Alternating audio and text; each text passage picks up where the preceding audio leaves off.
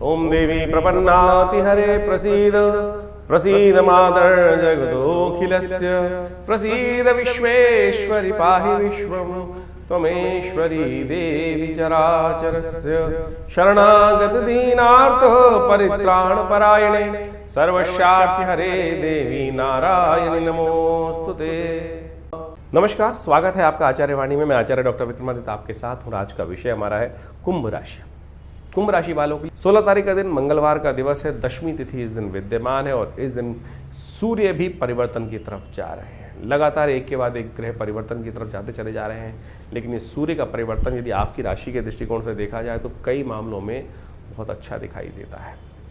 चल रही कहीं ना कहीं जो थोड़ा सा एग्रेसिवनेस थी, कहीं ना कहीं मनोमस्तिष्क में छोटी छोटी बातों में एकदम उग्रता थी, उसमें आपको बिल्कुल एक बहुत ज़बरदस्त चेंज मिलने की देखने के योग बनेंगे। स्वभाव में भी जिनकी कुंभ राशि है उनको दिखाई देगा कि कुछ ना कुछ जो मन में कुछ दिन से एक अननेसेसरी कहीं ना कहीं से कुट चल रही थी, वो कहीं ना कहीं, चाहे वो पारिवारिक जीवन में हो, चाहे व्यावसायिक जीवन में हो, या कहीं भी किसी भी कारण से दोस्ती इत्यादि में भी हो, तो वो जो अशांति थोड़ी थी, उग्रता जो थोड़ी, बहुत जल्दी काम करने का जो मन में कहीं ना कहीं भाव रहता था, और वो उस थोड़ा सा राग द्वेष मन में, गुस्सा कहीं ना कहीं उत्पन्न कर देता था, उसमें एक परिवर्तन आने का योग अच्छा बनता दिखाई दे रहा है। मंगलवार का दिवस है, मंगल परिवर्तन कर चुके हैं, शनि के साथ हम सप्तक योग बना रहे हैं, तो कोशिश ये करें हनुमान जी को छोला चढ़ाएं। हो सके तो बंदरों को कुछ गुड़ चना इत्यादि डाल दीजिए, उसका भोग लगा दीजिए हनुमान जी को, वो आपके लिए बहुत अच्छा रहेगा। दशमी का श्राद्ध इस दिन आपको करना चाहिए। ग्रह योग के दृष्टिकोण से दशमी के दिन जिनका गमन हो उनके निमित्त शास्त्र में जिस प्रकार से वर्णित है, कार्य तर्पण इत्यादि कर अपने पितरों के निमित्त करें, उनसे आशीर्वाद भी मिलेगा।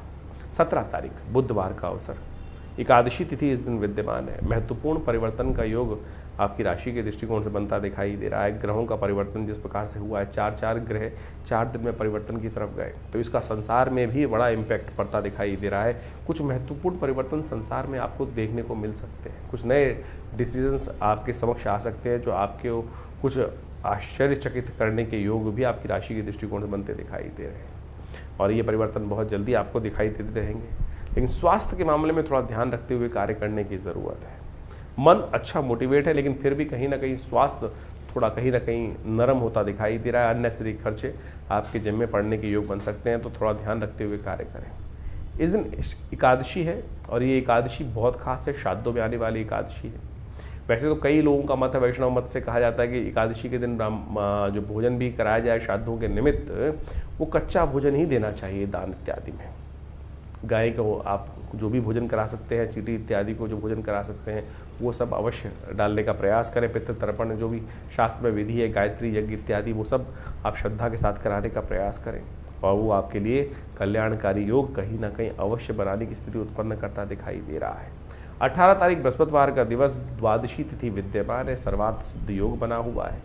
यानी श्राद्धों के दिनों में भी सर्वार्थ सिद्ध योग है। एक नया कार्य करने के लिए कहीं शास्त्र में निषेध नहीं है। आपकी राशि के दृष्टिकोण से योग बना हुआ है, उसमें थोड़ा सा आपको कार्य करते वक्त कई मामलों में थोड़ी सावधानी बरतने की ज़रूरत है। चीज़ों को मैनेज करने में थोड़ी सी दिक्कत आने के योग बन सकते हैं, उससे थोड़ी सी हिम्मत ज़्यादा चाहिए होगी, थोड़ा सा प्रयास ज़्यादा करना पड़ेगा, और वो प्रयास थोड़े से भारी, थोड़े से महंगे आपकी राशि के दृष्टिकोण से पड़ते दिखाई दे रहे हैं। इस बात को आपको समझते हुए कार्य करने की ज़रूरत है, तो इस बात का ध्यान रखते हुए कार्य करें। पीली चीज़ों का दान करें, पीले वस्त्रों का दान करें, यह आपके लिए अच्छा रहेगा। 19 तारीख शुक्रवार का अवसर है, त्रयोदशी तिथि है, शुक्र प्रदोष का सुंदर योग बना हुआ है आपकी राशि के दृष्टिकोण से, और ग्रह परिवर्तन की तरफ जा रहे हैं। यह आपके अंदर एक नई एनर्जी, शुक्र के साथ चंद्रमा का संबंध जिस प्रकार से आपकी राशि में बनकर सप्तम भाव में बैठा है, यह आपके लिए कहीं ना कहीं बड़ा अच्छा योग बनता दिखाई दे रहा है। चीज़ों को, बहुत सारी चीज़ों को एक नए तरह से देखने का नजरिया आपके मनोमस्तिष्क में उत्पन्न होता दिखाई दे सकता है। जो 2 दिन पहले ग्रहों का योग था, उससे बिल्कुल एक सूर्य और जिस प्रकार से कहा था दिन रात का परिवर्तन आपको स्वयं देखने को मिल सकता है। चीज़ें पॉजिटिव वे में जाने के रास्ते आपकी राशि के दृष्टिकोण से बनते दिखाई दे रहे हैं। बात कर लेते हैं 20 तारीख की, शनिवार का अवसर है, उस दिन चतुर्दशी तिथि विद्यमान है। ग्रह नक्षत्रों के दृष्टिकोण चतुर्दशी का श्राद्ध इस दिन किया जाता है, भूले बिसरों का श्राद्ध इस दिन भी आप कर सकते हैं। और साथ साथ ग्रह नक्षत्रों के दृष्टिकोण से योगायोग आपकी राशि में जिस प्रकार का बन रहा है, वो कहीं ना चीज़ों को आपको बहुत बढ़िया से पहले से समझ आपके अंदर बनाता दिखाई दे रहा है। बहुत सारे कार्यों को करने से पहले हमें समझ में होती है कि हमको किस प्रकार से मॉडस ऑपरेंडी क्या रहेगी हमारी। ये वो दिन है कि आपको पूरी चीज़ें समझ में है किस प्रकार से करनी है। लेकिन फिर भी कुछ चीज़ें ऐसी हैं जो हाथ से निकल सकती हैं, तो उसके लिए क्योंकि बुध इन दिनों आपका चल रहा है बहुत कमज़ोर, शनि मंगल का चल रहा है टकराव, तो कोशिश ये करें लगातार शनि को मनाएं, सदा सुख पाएं, इस बात का ध्यान करेंगे तो अच्छा रहेगा। शनिवार का दिवस है, हो सके तो हनुमान जी को चोला चढ़ा लीजिए, या साथ साथ बढ़िया काम एक और करने का प्रयास करें, साबुत काली उड़द का यथाउचित भाव से अपनी सामर्थ्य के अनुसार से दान करने का प्रयास करें, वो आपके लिए अच्छा रहेगा। श्राद्ध का समय चल रहा है और अभी आपने अपने भविष्य के संबंध में ग्रहों के परिवर्तन के अनुसार से कार्य समझे। देखिए, हमारे जीवन में कई बार ऐसे योग बन जाते हैं कि ग्रह बिल्कुल हमारे लिए बहुत अच्छे चल रहे हैं, सपोर्टिव चल रहे हैं, चाहे वो गोचर में हो, चाहे वो आपकी जन्मपत्री में दशाएं अंतर्दशाएं, लेकिन फिर भी कई बार हमारे मनोमस्तिष्क में कई ऐसे विशेष योग परेशानी के योग बन जाते हैं जिनसे हम निवारण का रास्ता ढूंढ ही नहीं पाते हैं। हो सकता है बिल्कुल कि पितृ ऋण जैसी समस्याएं जो हों वो आपके जीवन में कष्टकारी बनी हो, तो इसीलिए हमें अपने कुछ दायित्वों का निर्वाह अवश्य करना चाहिए। श्राद्ध इत्यादि कर्म उन्हीं दायित्वों का निर्वाह करने के लिए होते हैं। यदि घर में अनचाहे कोई कष्ट चल रहे हैं, सब कुछ होते हुए, समृद्धि होते हुए भी आनंद घर में नहीं है, जीवन निरस्ता की तरफ चलता चला जा रहा है और बार बार सपने इत्यादि में पितरों का आना दिखाई देता है, या उनकी याद बहुत ज़्यादा बनी रहती है, या आपके घर में बहुत सारे काम रुके पड़े हैं, विवाह इत्यादि के काम रुके पड़े हैं, अनेक प्रकार की कुछ ना कुछ जीवन में समस्याएं कैसे ना कैसे रूप में आती रहती हैं, तो हो सकता है उसका कारण पितृ ऋण हो। और उस पितृ ऋण से निवृत्ति के लिए शास्त्र में अनेक उपाय वर्णित किए गए। हमने भी अपना बहुत सारा अनुभव देखा कि जिस समय में एक व्यक्ति आए, उनके सपने में उनके कुछ पूर्वज थे, माता पिता इत्यादि थे, माता जी इत्यादि, उनकी बार बार सपनों में आती थी और ऐसा लगता था कि कुछ परेशान स्थिति में है। वो हमारे आश्रम पे आए और हमने उनका जो भी शास्त्र के दृष्टिकोण से अनुष्ठान हो सकता है वो अवश्य कराने का रास्ता बनाया। गायत्री ऐसे में सबसे श्रेष्ठ कहा जाता है कि गायत्री का 1.25 लाख जो यप यदि यज्ञात्मक तौर पे करा दिया जाए तो पितृ निवृत्ति से, ऋण से निवृत्ति के योग बन जाते हैं। और आप सत्य माने कि वो अनुष्ठान पूर्ण आहुति कराई गई और पूर्ण आहुति कराने के कुछ दिन बाद, जैसे 21 दिन का शायद अनुष्ठान उन दिनों रहा होगा, और उसका अनुष्ठान के कराने के बाद 10 दिन बाद उनका फ़ोन आया कि हमारे घर में जो शादी रुकी पड़ी थी, बिटिया की शादी नहीं हो रही थी, उसका भी योग बन गया। तो हो सकता है आपके बहुत सारे जीवन की समस्याएं इस पितृ ऋण से के कारण से ही हो रही हों, और हम समय समय पर जिस प्रकार से शास्त्र में वर्णित है कि नित्यपति, हम तो केवल बहुत सारे लोग तो श्राद्धों में भी आज अपने पितरों के निमित्त जो तर्पण इत्यादि है, ब्राह्मण भोजन इत्यादि है, गौग्रास इत्यादि नहीं निकाल पाते हैं, लेकिन शास्त्र में तो नित्यपति अपने पितरों के निमित्त उस तर्पण इत्यादि कार्य को कहा गया है। अभी हमारे इन बहुत सारे प्रश्न भी समय समय पर हमारे चैनल पर आते रहते हैं लोगों को। तो एक प्रश्न आया कुछ दिन पहले जो हमने उसका कारण भी बताया, उसका निवारण भी लिख के भेजा उनको, कि एक कहा गया कि भाई हम तो गया में जाके श्राद्ध कराए हैं, क्या अब हमको आवश्यकता नहीं है दोबारा, हम तो गया में ऐसा बताया गया कि अब वापस आके दोबारा अपने श्राद्ध कराने की ज़रूरत ही नहीं है। देखिए, श्राद्ध कराने की ज़रूरत हमेशा होती है, श्राद्ध तो नित्यपति है। गया जी का महात्म्य इस प्रकार से बताया गया कि पिंड वहाँ करने के बाद आपके पिंड से निवृत्ति होती, पिंड छुड़ाने मत जाइए। श्रद्धा के साथ यदि गया जी जा रहे हैं तो वहाँ अवश्य विष्णुपद इत्यादि में जाकर अपने पितरों के निमित्त जो श्राद्ध कर्म कर सकते हैं वो बिल्कुल अवश्य करना चाहिए, लेकिन नित्यपति का जो दायित्व है वो तो निर्वाह करेंगे। और बहुत सारे लोग बोल देते हैं कि पितरों की वो विशेष तौर पर क्या है कि उनका पुनर्जन्म हो गया होगा। शास्त्र में वर्णित है कि 3 पीढ़ी तक हर व्यक्ति को अपने पिता, मतलब ज्येष्ठ पिता और उनके बड़पिता, वहाँ इन सब का श्राद्ध इत्यादि, माता इत्यादि का श्राद्ध इसी प्रकार से 3 पीढ़ी तक अवश्य करना चाहिए, चाहे बड़े हैं चाहे छोटे हैं, चाहे वो किसी भी, बहुत सारे लोग कहते हैं हमारे बड़े भाई कर लेंगे या भाई कर लेंगे, स्त्रियां नहीं करती हैं अपने माता पिता का जो जाने के बाद। अरे आपको अवश्य करना चाहिए, कोई भी कर सकता है।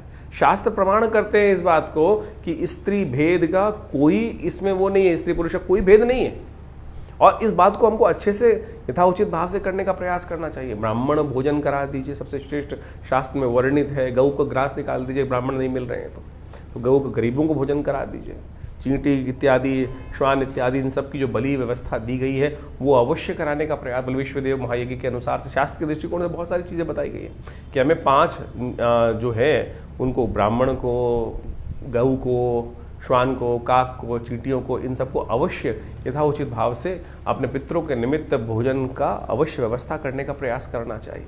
और इससे आप सत्य माने कि पितरों के प्रति जो ऋण है वो निवृत्ति होती ही है, और उसमें कोई बहुत ज़्यादा खर्चा करने की ज़रूरत नहीं, अपनी श्रद्धा के अनुसार से आप जैसी सामर्थ्य। और एक बात और ध्यान रखें कि यदि आप पितृ के निमित्त श्राद्ध इत्यादि कार्य कर रहे हैं, बाई चांस किसी के पास कुछ धन अभाव है, वो बाहर से उधार पकड़कर इस प्रकार की व्यवस्था बनाने का प्रयास करता है कि भाई उधार पैसे से नहीं, उधार लिया हुए पैसे से यदि पितृ कर्म इत्यादि श्राद्ध इत्यादि कर रहे हैं तो वो पितरों को नहीं लगेगा, उससे तो और ज़्यादा उनको कष्ट होगा। तो जितनी अपनी सामर्थ्य, जितनी अपनी इच्छा है, जितनी हमारी व्यवस्थाएं हैं, उसके अनुसार से हमें ये कार्य अवश्य करने का प्रयास करना चाहिए। हमने आपको बताया कि नित्यपति कौन सी तिथि में कौन सा श्राद्ध बन रहा है, उसके निमित्त अवश्य कार्य करने का प्रयास करें। देखिएगा उससे मन में कहीं ना कहीं संतुष्टि उत्पन्न होने का योग बनेगा। मन में कहीं ना कहीं जो भार है, जो जीवन में या परिवार में किसी भी कारण से बहुत सारे कष्ट चलते रहते हैं, ग्रहों के कारण से और बहुत सारे और कारण से, उन सबसे कहीं ना कहीं, और सबसे श्रेष्ठ कार्य ये कार्य अवश्य करें, यज्ञ इत्यादि करें, गायत्री का जप मानसिक तौर पर कर लें, और हो सके तो गायत्री का यज्ञ भी कर लें। तर्पण नित्यपति विधि जो शास्त्र में वर्णित है उसके अनुसार से किसी योग्य ब्राह्मण के द्वारा, पंडित जी के द्वारा अवश्य कराने का प्रयास करें। उससे क्या होगा कि पितरों को शांति प्राप्त होगी, पुत्र शांत रहेंगे तो क्या होगा, उनकी प्रसन्नता रहेगी और उनका आशीर्वाद। देखिए पितृ तो आपसे हमेशा प्रसन्न है, पितृ रुष्ट कभी नहीं होती। कहने की बात है कि पितृ रुष्ट हो गए, ये ऋण है जो वो ना चाहकर भी आप पर चढ़ जाता है। पितृ नहीं चाहते। आप ये सोचें कि हमारे माता पिता तो सदा हमारा कल्याण ही सोचते हैं।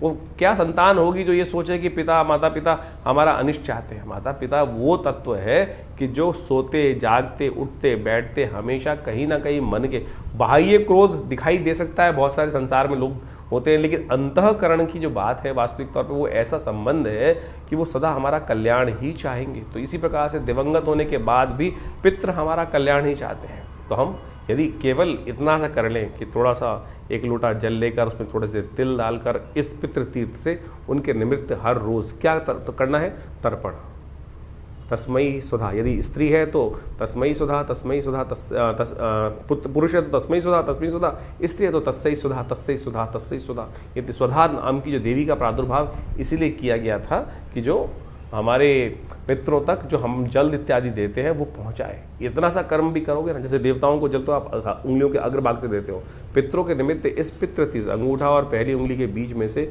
ये जो तीर्थ है पितृ तीर्थ के निमित्त, उनको नित्यपति लोटा थोड़ा सा टेढ़ा करके इस प्रकार से डाल दीजिए। क्या लगता है आपका, इतना सा कर्म ही जो है वो पितृ ऋण से निवृत्ति दे सकता है आपको। और बाकी तो शास्त्र में अनेक विधान उपस्थित, श्रीमद् भागवत का सप्ताह इत्यादि, वो सब चीज़ें जो भी आप अपनी श्रद्धा के अनुसार से करें तो वो सबका सब कहीं ना कहीं आपके लिए कल्याण का माध्यम बन सकता है। तो ये श्राद्ध के जो कर्म हैं, और आजकल हम बाह्य रूप में ज़्यादा लग गए हैं। श्राद्ध के समय में बहुत सारे लोगों ने भ्रांति बना ली कि नई गाड़ी नहीं खरीदा, नए वस्त्र नहीं पहनना, नई चीज़ें नहीं बनाने। हमने इस आपको आज के अपने जो कार्यक्रम के अंदर इस वक्त जो बताया, हर रोज़ के मुहूर्त बताया आपको, सर्वार्थ सिद्ध योग, रवि योग इत्यादि योग, ये किस लिए बने हैं? योग तो निषेध नहीं है ना।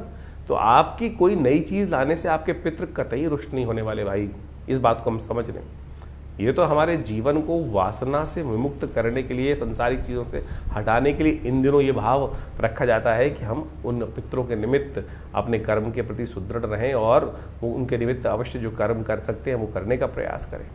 बाकी जीवन की जो दिनचर्या है वो तो जैसे चलती है वैसे ही चलती रहेगी। तो इसलिए हमने कहा कि मुहूर्त करने में कोई निषेध नहीं, आपकी नई गाड़ी लाने में, श्राद्ध इत्यादि कर्म में कोई निषेध नहीं है।